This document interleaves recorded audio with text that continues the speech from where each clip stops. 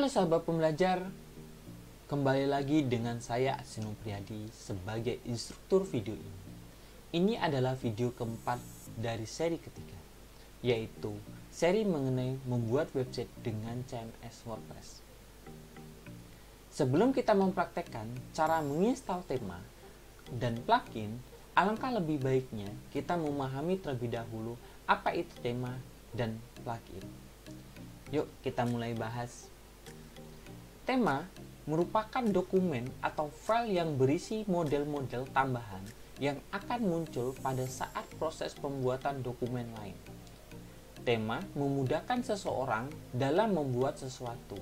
Dalam hal ini adalah website. Karena tema membantu kita untuk mendapatkan referensi tampilan website yang disediakan oleh si pengembangnya. Sedangkan plugin merupakan kode software dengan fungsi tertentu yang memungkinkan aplikasi atau program untuk menjalankan fitur tambahan di aplikasi atau program tersebut. Dalam hal ini adalah untuk membuat tampilan website kita sendiri. Nah, itulah pengertian mengenai tema dan plugin. Yuk, kita mulai menginstal tema dan plugin. Oke, sebelum kita menginstal tema dan plugin, pastikan internet kalian sudah terhubung.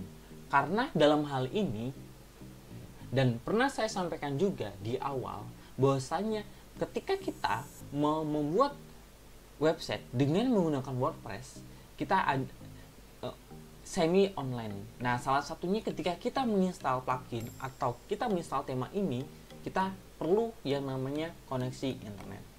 Dan pastikan juga Xsun sudah di start.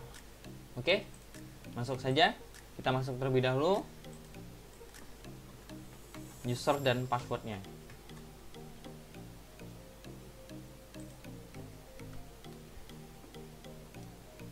Nah, sebelum kita melihat, kita lihat tampilan dari si website kita. Nah, ini adalah tampilan website yang kemarin kita sempat sudah praktekkan dari home, about, blog, galeri, dan kontak. Nah, mungkin teman-teman sudah disesuaikan dengan kebutuhannya ya, kayak gitu. Oke, kita kembali ke dashboard kita. Nah, di dashboard ini ada informasi tambahan bahwasanya WordPress sudah mengeluarkan seri terbarunya, kayak gitu. Oke, sekarang kita menginstal tema. Kalian ke menu tampilan, setelah itu kalian klik tema. Nah, dalam hal ini, bahwasanya kan kita ingin belajar dalam membuat suatu website. Untuk saat ini, temanya kita sesuaikan, kita samakan.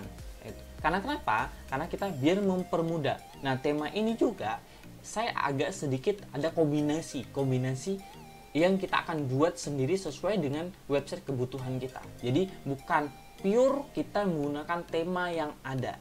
Jadi kita kombinasikan. Gitu. Setelah itu klik tambah baru. Nah, setelah itu di sini banyak banget tema-tema sesuai dengan kebutuhan kayak gitu. Tapi di sini saya informasikan kembali bahwasanya kita membuat tema sesuai dengan kebutuhan yang website yang kita buat gitu. Jadi bukan pure menggunakan tema yang ada kayak gitu. Oke, kita cari saja tema yang sesuai kebutuhan. Ketikan Page Builder Framework kayak gitu. Setelah itu teman-teman pilih yang ini. Setelah itu perhatiin jauh juga terlebih dahulu kalau teman-teman ingin melihat tampilannya seperti apa. Nah, ini tampilannya kenapa saya pilih seperti ini, karena saya ingin memilih yang standar-standar saja gitu. Tapi nanti kita sesuaikan dengan kebutuhan kita. Nanti kita install plugin tambahan untuk memodifikasi sesuai dengan tampilan tersebut ya gitu. Nah, setelah itu teman-teman install.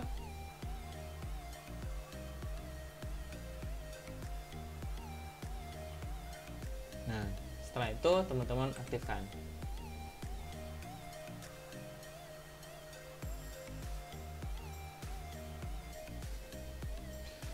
Oke, maka kita cek terlebih dahulu apakah situsnya sudah berubah atau belum. Maka tampilannya sudah sesuai yang sesuai dengan yang kita inginkan kayak gitu. Nah, ini ada menu navigasi, nah gitu.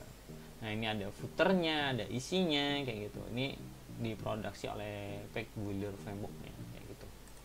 Nah, perlu diinformasikan juga bagi teman-teman yang tidak bisa menginstal secara online tadi, teman-teman bisa dengan mengikuti langkah ini kayak gitu. Jadi teman-teman masuk ke wordpress.org, setelah itu pilih tema.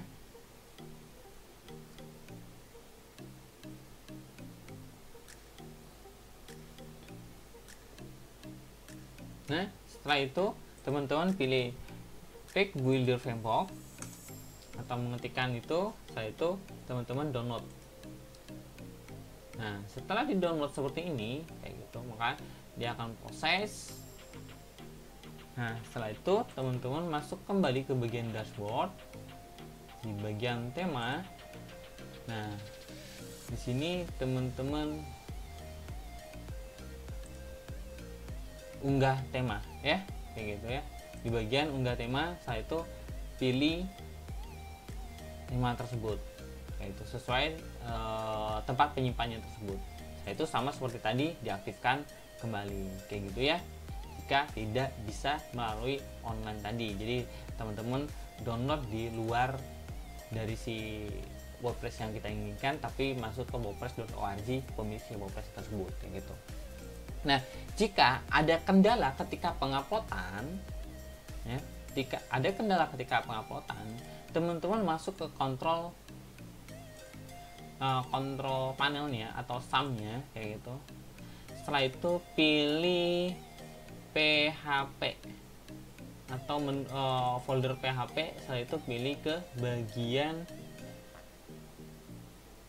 nih ya, PHP atau php.ini kayak gitu. Teman-teman masuk atau klik kanan notepad. Setelah itu di sini kan banyak script kayak gitu. Biar mempermudah, teman-teman cari aja Ctrl F. Setelah itu ketikkan upload mark file size-nya. Nah, kayak gitu ya. Nah, ini udah ketemu. Nah, jika dia kurang dari segini, maka misalnya dia 5 MB atau 10 MB. Nah, teman-teman besarkan sesuai dengan file yang ada kayak gitu. Itu jika tema atau plugin yang teman-teman nanti tidak bisa diupload kayak gitu ya. Jadi ini ditambah. Setelah itu tinggal save atau Ctrl S seperti itu. Nah, itulah langkah-langkahnya. Nah, sekarang kayak gitu, bosnya kan tema kita sudah kita pasang dan kita udah aktifkan sesuai dengan kebutuhan kita gitu. Nah, sekarang kita akan kembali lagi ke dashboard. Setelah itu kita install plugin. Nah, di sini ya. Nah, kita tambah baru pluginnya. Nah, setelah itu teman-teman cari yang namanya Elementor.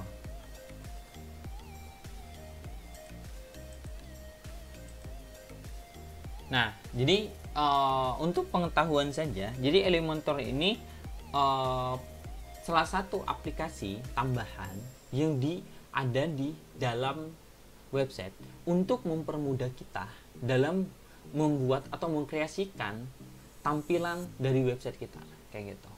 Nah, ini Elementor yang bagian ini ya teman-teman ya, yang ratingnya udah 5 jutaan ini. Setelah itu teman-teman pasang saja.